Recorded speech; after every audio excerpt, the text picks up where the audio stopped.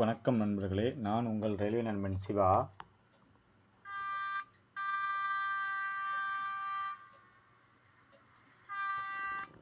Welcome to railway நண்பன் சிவா. இன்னைக்கு நம்ம என்ன பார்க்க போகிறோம் அப்படின்னா, ஆர்ஆர்பி ஜேஇ ரயில்வே ரெக்ரூட்மெண்ட் போர்ட்லேருந்து ஜூனியர் இன்ஜினியருக்கான நோட்டிஃபிகேஷன் வந்து இந்த மாத இறுதிக்குள் அல்லது அடுத்த மாதம் ஆகஸ்ட் மாதம் முதல் வாரத்தில் வர வாய்ப்பு உள்ளது. How to crack RRB JE exam அப்படிங்கிறத பற்றி தான் நம்ம இப்போ பார்க்க போகிறோம். ஜேஇ எக்ஸாமை எப்படி கிளியர் பண்ணுறது, ப்ளஸ் அதோட குவாலிஃபிகேஷன் என்ன, ஏஜ் லிமிட் என்ன, எக்ஸாம் ப்ராசஸ் எப்படி நடக்கும், சிலபஸ் என்ன, ப்ரீவியஸ் இயர்ஸ் கட் ஆஃப் எப்படி இருந்துச்சு அப்படிங்கிறத பற்றி தான் இப்போ நம்ம டீட்டெயில்ஸாக பார்க்க போகிறோம். மொத்தம் ரயில்வேல ஜேஇன்னு பார்த்தீங்கன்னா 69 வகையான டிபார்ட்மெண்ட் இருக்குது. அது 69 வகையான டிபார்ட்மெண்ட்டுக்கான ஜேஇயும் நம்மளுக்கு தேர்ந்தெடுப்பாங்க. 69 போஸ்டிங் கிடையாது, 69 type of JE junior engineer இருக்காங்க. வாங்க ஒன் பை ஒன்னாக பார்க்கலாம். இப்போ பார்த்தீங்கன்னா இது வந்து பார்த்தீங்கன்னா இப்போ என்ன சொல்லியிருந்தாங்கன்னா, நம்மளுடைய ரயில்வே ரெக்ரூட்மெண்ட் போர்டு வந்து சொன்னாங்கன்னா இயர்லி நாங்கள் ரெக்ரூட்மெண்ட் எடுப்போம், இந்த மாதம் அந்த நோட்டிஃபிகேஷன் வரும்னு சொல்லியிருக்காங்க. அதுபடி பார்த்தோம் அப்படின்னா ஜூலை டு செப்டம்பருக்குள்ளே நம்மளுக்கு ஜூனியர் இன்ஜினியருக்குள்ளே நோட்டிஃபிகேஷன் வரும் அப்படிங்கிறது சொல்லியிருக்காங்க. அடுத்து பாருங்கள், லாஸ்ட் இயர் 2018 இதுக்கு முன்னாடி ஜேஇ எக்ஸாம் நடந்துச்சு. இப்போ 2024 நடக்க போகுது. 2018 பார்த்தீங்கன்னா டோட்டல் வேகன்சி ஓவரால் இந்தியாவுக்கு எவ்வளோ கொடுத்துருந்தாங்க அப்படின்னா 13,484 வேகண்ட் கொடுத்துருந்தாங்க. அதை நம்மளுடைய சதர்ன் ரயில்வேல சென்னை சோனுக்கு வந்து பார்த்தீங்கன்னா ஒரு 1,183 வேகண்ட் போட்டிருந்தாங்க. இப்போ ஜேஇ 2024 நம்ம எப்படி என்ன எக்ஸ்பெக்ட் பண்ணலாம்னா, டோட்டல் வேகன்சி வந்து 8,000 வேகண்ட் வர்ற மாதிரி நியூஸ் வருது. அதுக்கப்புறம் பார்த்தீங்கன்னா சென்னை சோனுக்கு பார்த்தீங்கன்னா ஒரு 800 அப்ராக்சிமேட்டாக வர்ற மாதிரி சொல்கிறாங்க. அதுக்கப்புறம் பார்த்தீங்கன்னா ஏஜ் லிமிட் என்ன அப்படின்னு பார்த்தீங்கன்னா, இது வந்து 2018 நோட்டிஃபிகேஷன் படி சொல்கிறேன். இப்போ ஏஜ் லிமிட் பார்த்தீங்கன்னா இதுக்கு முன்னாடி ஜென்ரல் கேட்டகரிக்கு வந்து 18 முதல் 33 ஏஜ் வரைக்கும் இருந்தால் போதுமானது. இதே ஓபிசி எஸ்சி எஸ்டினா ஏஜ் ரிலாக்ஷன் உண்டு, அது என்னென்னு பார்க்கலாம். இப்போ 18 33 ஜென்ரல் கேட்டகரிக்கு, அது யூஆர் கேட்டகரிக்கு. இப்போ கொரோனா காலகட்டத்தில் இருந்ததுனால இப்போ ரீசெண்டாக விட்ட ஏஎல்பி நோட்டிஃபிகேஷனாக இருக்கட்டும், டெக்னீஷியன் நோட்டிஃபிகேஷனாக இருக்கட்டும், எல்லாத்துக்குமே 3 இயர்ஸ் ரிலாக்ஸேஷன் கொடுத்துருக்காங்க. ஸோ ஜேஇக்கும் 3 இயர்ஸ் ரிலாக்ஸேஷன் கொடுக்கலாம். ஸோ 18-36 வயசு வரைக்கும் நம்மளுக்கு ஏஜ் லிமிட் வந்து இருக்கிறதுக்கு வாய்ப்புகள் அதிகமாக இருக்குது. இது வந்து பார்த்திங்கன்னா சென்ட்ரல் கேட்டகரி. இது எஸ்சி கேட்டகரினா ஒரு 5 இயர்ஸ் ஏஜ் ரிலாக்ஸேஷன் கொடுப்பாங்க. நார்மலாக முன்னாடி எப்படின்னா 33 வயசு ப்ளஸ் 5னா 38 வரைக்கும் கொடுத்துருந்தாங்க. இப்போ கொரோனா காலகட்டத்தில் 3 இயர்ஸ் எக்ஸ்டெண்ட் பண்ணால் இப்போ 36 + 5 41 வயசு வரைக்கும் நம்மளுக்கு கொடுக்கறதுக்கு வாய்ப்பு இருக்குது. அதே ஓபிசி கேட்டகரினா பார்த்தீங்கன்னா இதுக்கு முன்னாடி 33 ஓபிசிக்கு அப்படின்னு பார்த்தோம் அப்படின்னா 33 + கொரோனாக்காக 3 இயர்ஸ் 36 + ஓபிசிக்குன்னு கேட்டகரிக்கு 3 இயர்ஸ்னால் 39 ஏஜ் வரைக்கும் எலிஜிபிள். அப்படி ஒவ்வொரு ஸ்பெஷல் கேட்டகரிஸ்லாம் இயர்ஸ் கொடுத்துருக்காங்க, அதை பார்த்துக்கோங்க. அப்புறம் பார்த்தீங்க அப்படின்னா மொத்தம் 69 வகையான போஸ்ட் சொன்னோம்ல, அந்த ஒவ்வொரு போஸ்ட்டுக்கும் என்னென்ன எஜுகேஷன் குவாலிஃபிகேஷன் அப்படிங்கிறத பற்றி தான் பார்க்க போகிறோம்.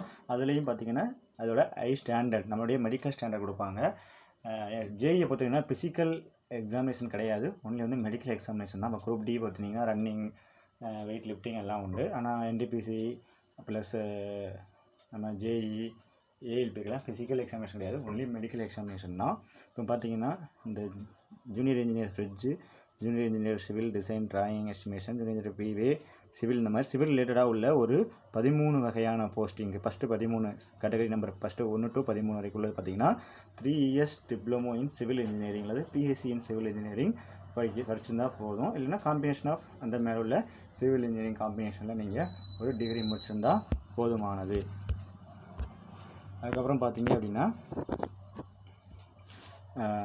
இதில் நீங்கள் பிஏ சிவில் முடிச்சிருந்தாலும் நீங்கள் எலிஜிபிள் தான் நண்பர்களே. அப்புறம் பார்த்தீங்க அப்படின்னா கேட்டகரி 15 16, 17, 18, 19, 21, 22, 23 இந்த இதிலெல்லாம் பார்த்தீங்கன்னா, அதாவது junior engineer carriage and wagon, junior engineer mechanical design, junior engineer diesel mechanical ரிலேட்டடாக உள்ளது. அதோட அப்ராப்ரியேட் ஹை ஸ்டாண்டர்டு மெடிக்கல் ஸ்டாண்டர்டையும் சைடில் கொடுத்துருக்காங்க பாருங்கள். இதுக்கெல்லாம் எலிஜிபிள். அதாவது இதிலேருந்து ஒரு 15வது கேட்டகரியிலேருந்து உங்களுக்கு 39வது கேட்டகரியில் உள்ள ஜேஇக்கு வந்து என்னென்ன எஜுகேஷன் குவாலிஃபிகேஷன் பார்த்தீங்கன்னா 3 இயர்ஸ் டிப்ளமோ இன் மெக்கானிக்கல் இல்லைனா எலக்ட்ரிக்கல் அல்லது எலக்ட்ரானிக்ஸ் அல்லது மேனுஃபேக்சரிங் அல்லது மெக்கட்ரானிக்ஸ் அல்லது இண்டஸ்ட்ரியல் அல்லது மெஷினிங் அல்லது இன்ஸ்ட்ருமெண்டேஷன் அண்ட் கண்ட்ரோல் அல்லது டூல்ஸ் அண்ட் மெஷினிங் அல்லது டூல்ஸ் அண்ட் டை மேக்கிங் அல்லது ஆட்டோமொபைல்ஸ் அல்லது ப்ரொடக்ஷன் இன்ஜினியரிங் ஆர் பியில் பார்த்தீங்கன்னா காம்பினேஷன் எனி மேலே சப்ஸ்ட்ரீம் அது எலக்ட்ரிக்கல் எலக்ட்ரானிக்ஸ் மேனுஃபேக்சரிங் இதோடைய காம்பினேஷனுடைய டிப்ளமோ 3 இயர்ஸ் டிப்ளமோ வச்சுருக்கலாம். இல்லை நீங்கள் பிஇ பிடெக்கில் இந்த எபோ ஸ்ட்ரீம்ஸ் முடிச்சினாலும் நீங்கள் எலிஜிபிள் தான். அதுக்கப்புறம் பார்த்தீங்கன்னா 40வது போஸ்ட்லேருந்து 50வது போஸ்ட் வரைக்கும், அதாவது இது வந்து பார்த்தீங்கன்னா எலக்ட்ரிக்கல் ரிலேட்டடாக உள்ள போஸ்ட்டு. இதுக்கெல்லாம் பார்த்தீங்க அப்படின்னா அதற்கான ஹை ஸ்டாண்டர்டும் சைடில் கொடுத்துருக்காங்க. C1 P1 ஒவ்வொரு இதுக்கும் அவர் ஜூனியர் இன்ஜினியர் வந்து diesel electrical, junior engineer diesel electrical work shop, இந்த மாதிரி ஒவ்வொன்றுக்கும் ஒவ்வொரு ஹை ஸ்டாண்டர்ட். அதுபடி என்ன குவாலிஃபிகேஷன் பார்த்தீங்கன்னா 3 இயர்ஸ் டிப்ளமோ இன் மெக்கானிக்கல் படிச்சிருக்கலாம், எலக்ட்ரிக்கல் இல்லை எலக்ட்ரானிக்ஸ் இன்ஜினியரிங், இந்த 3 இதில் நீங்கள் ஏதாவது ஒன்று படிச்சிருக்கலாம். இல்லை ஏதோ சப்ஸ்ட்ரீமில் நீங்கள் டிப்ளமோ முடிச்சிருக்கலாம். அல்லது பிடெக்கில் இந்த 3 ஸ்ட்ரீமில் ஏதாவது ஒன்று நீங்கள் படிச்சிருந்தாலும் இந்த போஸ்டிங்க்கு 40வது கேட்டகரியிலேருந்து 50 கேட்டகரியில் போஸ்டிங்கு எலிஜிபிள். அப்போ பார்த்தீங்கன்னா 52 to 55 பார்த்தீங்க அப்படின்னா இதுவும் எலக்ட்ரிக்கல் ரிலேட்டட் தான். ஜூனியர் அதுவும் 55 அதோட சேர்ந்தது தான். அப்போது 40 to 55 வரைக்கும் உள்ள போஸ்டிங் எல்லாமே எலக்ட்ரிக்கல் டிபார்ட்மெண்ட் தான். ஸோ அதுக்கும் அந்த எலிஜிபிள் தான். ஸோ 56 to 65 உள்ள போஸ்டிங் இதெல்லாம் பார்த்தீங்கன்னா சிக்னல் டிபார்ட்மெண்ட் ரிலேட்டடாக வரும். SND signal and telecom, junior engineer signal and telecom, design drawing and estimation, junior engineer signal and telecom இல்லைனா டெலிகம்யூனிகேஷன், இந்த ரிலேட்டடாக பார்த்தீங்க அப்படின்னா சிக்னல் அண்ட் டெலிகாம் டிபார்ட்மெண்ட்டு. இதோட எஜுகேஷன் குவாலிஃபிகேஷன் பார்த்தீங்கன்னா 3 years diploma in electrical electronics information technology communication engineering computer science and engineering computer science and computer engineering or இதோடைய சப்ஸ்ட்ரீமில் நீங்கள் diploma முடிச்சுக்கலாம். அல்லது நீங்கள் பிஇ பிடெக் இந்த ஸ்ட்ரீமில் முடிச்சிருந்தாலும் நீங்கள் எலிஜிபிள் தான். அப்புறம் பார்த்தீங்கன்னா 66வது போஸ்டிங்க்கு பார்த்தீங்க அப்படின்னா ஜூனியர் இன்ஜினியர் பிரிண்டிங் ப்ரெஸ், இது ஸ்டோர் டிபார்ட்மெண்ட்டு. இதுக்கு என்ன குவாலிஃபிகேஷன் அப்படின்னா நீங்கள் மெட்ரிகுலேஷன் பாஸ் பண்ணியிருக்கணும். அப்புறம் பார்த்தீங்கன்னா state diploma are all India certificate in printing டெக்னாலஜியில் நீங்கள் சர்டிஃபிகேட் வச்சுருக்கணும். ஆர் நீங்கள் இதில் ஏதாவது 3 இயர்ஸ் கோர்ஸ் வந்து நீங்கள் பிரிண்டிங் டெக்னாலஜியில் முடிச்சிருந்தா இந்த ஒரு போஸ்ட்டுக்கு எலிஜிபிள். அதே மாதிரி 67வது போஸ்ட் பார்த்தீங்கன்னா டிப்போர்ட் மெட்டீரியல் சூப்பரிண்டென்ட், இது ஸ்டோர்ஸ் ரிலேட்டட் தான். இதுக்கு பார்த்தீங்க அப்படின்னா நீங்கள் 3 years diploma in engineering in any discipline, அதாவது டிப்ளமோ நீங்கள் எந்த ஸ்ட்ரீம் எந்த டிப்ளமோவில் என்ன டிபார்ட்மெண்ட் படிச்சினாலும் நீங்கள் இந்த ஒரு போஸ்டிங்கு எலிஜிபிள். அப்புறம் 68வது போஸ்டிங் பார்த்தீங்க அப்படின்னா junior engineer information technology accounts department. இதுக்கு நீங்கள் என்ன படிச்சிருக்கணும் அப்படின்னு பார்த்தீங்கன்னா BGDCA, PSC computer science, PCA, பிடெக்கில் வந்து இன்ஃபர்மேஷன் டெக்னாலஜி, பிடெக்கில் கம்ப்யூட்டர் சயின்ஸ் அல்லது TOEACயில் P level course of 3 years duration, 3 இயர்ஸில் இதெல்லாம் கொடுத்துக்கலாம். இல்லாட்டி இதோட டிகிரி ஏதாவது நீங்கள் இதில் உள்ள ஸ்ட்ரீமில் உள்ள டிகிரி படிச்சுக்கலாம். இன்னொன்று 69 லாஸ்ட் போஸ்ட், முக்கியமான போஸ்ட். ஒரு நண்பரோட என்கிட்ட கேட்டிருந்தார், யூடியூப்பில் கமெண்ட் பண்ணியிருந்தார். சார் நான் கெமிக்கல் இன்ஜினியரிங் முடிச்சிருக்கேன், பிஎஸ்சி கெமிஸ்ட்ரி முடிச்சிருக்கேன், எனக்கு ஏதாவது என் டிபார்ட்மெண்ட் ரிலேட்டாக ஏதாவது போஸ்டிங் போடுவாங்களான்னு கேட்டாருங்க. கண்டிப்பாக உங்களுக்கான போஸ்டிங் இது. என்னென்னு பார்த்தீங்கன்னா கெமிக்கல் அண்டு மெட்டலர்ஜிக்கல் அசிஸ்டன்ட் சொல்லி மெக்கானிக்கல் டிபார்ட்மெண்ட் ரிலேட்டடாக வரும்.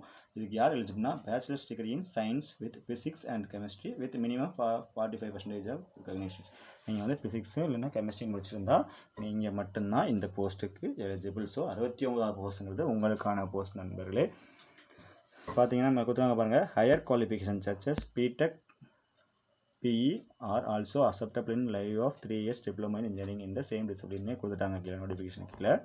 அதுக்கப்புறம் பார்த்தீங்கன்னா ஹை ஸ்டாண்டர்ட் சொல்லியிருந்தால A3 ஸ்டாண்டர்ட்னா இந்த மாதிரி இருக்கணும், P1 ஸ்டாண்டர்ட்னா இந்த மாதிரி, P2னா இந்த மாதிரி, C3 இந்த மாதிரி, C1னா இந்த மாதிரி இருக்கணும்னு சொல்லி கொடுத்துருக்காங்க. ஒவ்வொரு டிபார்ட்மெண்ட்டுக்கும் பார்த்தீங்கன்னா சைடில் கொடுத்துருப்பாங்க அந்த P2 P1 அப்படிங்கிறத, அதை பார்த்துக்கோங்க. அதுக்கப்புறம் பார்த்தீங்கன்னா ரெக்ரூட்மெண்ட் ப்ராசஸ் எப்படி இருக்குன்னா, நம்மளுக்கு ரெக்ரூட்மெண்ட் ப்ராசஸ் வந்து 4 ஸ்டேஜாக இருக்கும். ஃபஸ்ட்டு பார்த்தீங்கன்னா computer based test CPTU first stage, அடுத்து கம்ப்யூட்டர் பேஸ்ட் செகண்ட் ஸ்டேஜ், அடுத்து டாக்குமெண்ட் வெரிஃபிகேஷன் கூப்பிடுவாங்க, அப்புறம் மெடிக்கல் ஸ்டாண்டர்டு எக்ஸாமினேஷன் இருக்கும், கடைசியாக அவங்களுக்கு அப்பாயின்மெண்ட் கொடுத்துருவாங்க. இப்போ வாங்க CPT1 டெஸ்ட்டில் என்ன மாதிரி இருக்கும் அப்படின்னு பார்த்தீங்கன்னா, CPT1 பார்த்தீங்கன்னா மொத்தம் 100 கொஸ்டின் இருக்கும். உங்களுக்கு 90 நிமிஷம், 100 கொஸ்டின் 1.5 மணி நேரம், 100 கொஸ்டினுக்கு 90 நிமிஷம். இதில் எத்தனை கொஸ்டின்ஸ் என்னென்ன இருக்குன்னு பார்த்தீங்கன்னா மேத்தமெட்டிக்ஸ்லேருந்து 30 கொஸ்டின் இருக்கும். அதே ஒவ்வொரு கொஸ்டினுக்கும் 30 மார்க்கு. அதே மாதிரி ரீசனிங் சொல்லுவோம், அது 25 question 25 mark. General awareness GK, இதில் கரண்ட் அஃபேர்ஸ் எல்லாம் சேர்ந்து வரும். அதாவது நீங்கள் history, polity, geography, economics, static GK current affairs எல்லாம் சேர்ந்து 15 கொஸ்டின் 15 மார்க்கு. ஜென்ரல் சயின்ஸ் நீங்கள் வந்து 10th லெவல் சயின்ஸ் தான் போதுமானது தான். 30 question 30 mark. So 100 question 100 mark. இதில் நீங்கள் எதுக்கெல்லாம் ப்ரிஃபரன்ஸ் வெயிட்டேஜ் கொடுக்கணும்னு பார்த்தீங்க அப்படின்னா மேக்ஸு, ரீசனிங், சயின்ஸ் இந்த 3 நீங்கள் நல்லா ப்ரிப்பேர் பண்ணாலே இதுலேருந்தே உங்களுக்கு பார்த்தீங்கன்னா ஒரு 85 கொஸ்டின்ஸ் வந்துடுது. நீங்கள் 85ல் 80 அக்யூரேட்டாக போடலாம் ஓரளவு நல்லா ப்ரிப்பேர் பண்ணியிருந்தா. அதே மாதிரி அந்த 15ல் 5 கொஸ்டின்ஸ் 3 to 5 கொஸ்டின் உங்களுக்கு கரண்ட் அஃபேர்ஸ் வரலாம். ஸ்ட்ராட்டஜிக்கு 3 to 4 கொஸ்டின்ஸ் வரலாம். ரிமைனிங் கொஸ்டின்ஸ் தான் உங்களுக்கு ஜென்ரல் அவேர்னஸ்லேருந்து வரும். அதே மாதிரி சயின்ஸில் 30 கொஸ்டினும் அப் டு நம்மளுடைய ஸ்டேட் போர்டு எக்ஸாம். நீங்கள் என்சிஆர்டி புக் படிப்பீங்க, உங்களுக்கு புரியும் அப்படின்னா ஓகே தான். நீங்கள் வந்து என்சிஆர்டி சிலபஸ் சிபிஎஸ்சி சிலபஸ் படிக்க உங்களுக்கு ஓகேன்னா படிச்சுக்கோங்க. இல்லைன்னா நம்மளுடைய தமிழ்நாடு சமச்சீர் கல்வி புக்கே போதுமானது தான். 6th to 10th உள்ள சமச்சீர் கல்வி சயின்ஸ் புக்கே போதுமானது. கான்செப்ட் வைஸ் படிங்க, ஒன்றில் இது மாதிரி படிக்காமல் கான்செப்ட் வைஸ் படிங்க. முக்கியமாக சயின்ஸில் பார்த்தீங்கன்னா ஃபிசிக்ஸில் உள்ள சயின்ஸில் சில டாபிக்ஸில் சம் மாதிரி இருக்கும், சிம்பிளான சம் தான். அந்த மாதிரி சம்ஸ் வந்து கேட்பாங்க. ஸோ ஈஸியாக நீங்கள் சால்வ் பண்ணுற மாதிரி தான் இருக்கும். இது வந்து பார்த்தீங்கன்னா லாஸ்ட் இயர் பார்த்தீங்கன்னா கட் ஆஃப் எப்படி போட்டாங்கன்னா ஃபஸ்ட்டு ஸ்டேஜில் இதான் ஃப்ரெண்ட்ஸ், அதாவது ஒவ்வொரு போஸ்ட்டுக்கும் ஒரு கேட்டகரி வைஸாக கட் ஆஃப் போடுவாங்க. இப்போ ஃபஸ்ட்டு போஸ்ட் சிவில் டிபார்ட்மெண்ட்டில் ஒரு போஸ்ட் இருந்துச்சு. அதில் பார்த்தீங்கன்னா யூஆருக்கு வந்து 66.46 கட் ஆஃப் வச்சுருந்தாங்க. அதே எஸ்சிக்கு வந்து 52, ஓபிசிக்கு 63. அதே ரெண்டாவது போஸ்ட்டுக்கு அந்த ஒவ்வொரு போஸ்ட்டுக்கும் ஒவ்வொரு கேட்டகரி வைஸ் கட் ஆஃப் வச்சுருந்தாங்க ஃப்ரெண்ட்ஸ். நீங்கள் 100க்கு 80 கொஷின்ஸ் அடிக்கிறது உங்களுக்கான சேஃப் ஜாப். அடுத்த ஸ்டேஜுக்கு சேஃப் ஜோன் சொல்லலாம். இதுதான் ப்ரீவியஸ் இயர்ஸில் உள்ள ப்ரிலிமினரி சிபிடி 1க்குள்ளே கட் ஆஃப் மார்க்கு. அதுக்கப்புறம் பார்த்தீங்கன்னா சிபிடி 2க்குள்ளே ஸ்டேஜ் சிலபஸ் என்ன அப்படின்னு பார்த்தோம் அப்படின்னா இது பார்த்தீங்கன்னா 150 கொஸ்டின் 120 நிமிஷம், அதாவது 2 மணி நேரம் எக்ஸாமு. இதில் எப்படி என்னென்ன பார்த்தீங்கன்னா ஜிகே வந்து ஒரு 15 கொஸ்டின் 15 மார்க்கு. இந்த ஜிகே வந்து நீங்கள் ப்ரிலிமினரி 1ல் படித்த ரிலேட்டடாக தான் இருக்கும். அதே மாதிரி physics and chemistry 15 question 15 mark. இதுவும் நீங்கள் ப்ரிலிமினரி படித்த ரிலேட்டடாக தான் கொஸ்டின். அதே நீங்கள் எக்ஸ்ட்ரா அதில் படிக்க போகிறது என்னென்னா உங்கள் basics of computer and appliances 10 question 10 mark. Basics of environment and pollution control 10 question 10 mark. அப்புறம் உங்களுடைய டிபார்ட்மெண்ட் சப்ஜெக்ட் டெக்னிக்கல் எபிலிட்டிஸ் வந்து 100 கொஸ்டின் 100 மார்க் ஃப்ரெண்ட்ஸ். இதில் மேஜர் ரோல் பார்த்தீங்கன்னா உங்களுடைய டிபார்ட்மெண்ட் பேப்பர் தான் 100 கொஸ்டின் கேட்பாங்க. அதுபோக நீங்கள் ஜிகேவும் physics and chemistry already first year படிச்சிருப்பீங்க. ஸோ உங்கள் டிபார்ட்மெண்ட் ப்ளஸ் கம்ப்யூட்டர் ப்ளஸ் என்விரான்மெண்டலுக்கு கொஞ்சம் டைம் கொடுத்து ஸ்பெண்ட் பண்ணி படிச்சிங்க அப்படின்னா கண்டிப்பாக கிளியர் பண்ணிடலாம். 150 கொஸ்டின் 150 மார்க்கு. 2 ஸ்டேஜ்லேயுமே உங்களுக்கு வந்து பார்த்தீங்கன்னா மைனஸ் மார்க் உண்டு 1/3. அதாவது 3 கொஸ்டின் தப்பாக போட்டிங்க அப்படின்னா ஒரு மார்க்கு மைனஸில் போகும். ஸோ வந்து இதுதான் friends A to Z information. வீடியோவில் எல்லா தகவலும் தெரிவிச்சிருக்கோன்னு நினைக்கிறேன். இது போக மேலும் தகவல் முக்கியமாக எந்த புக் ப்ரிப்பேர் பண்ணுறது அப்படிங்கிறத பற்றி உங்களுக்கு வீடியோ வேணுன்னா கண்டிப்பாக கால் வந்த உடனே உங்களுக்கு நான் அந்த வீடியோவை கண்டிப்பாக போடுறேன். வீடியோ பிடிச்சிருந்தால் லைக் பண்ணுங்கள், ஷேர் பண்ணுங்கள், சப்ஸ்கிரைப் பண்ணுங்கள், பெல் பட்டனை கிளிக் பண்ணுங்கள். நன்றி, வணக்கம்.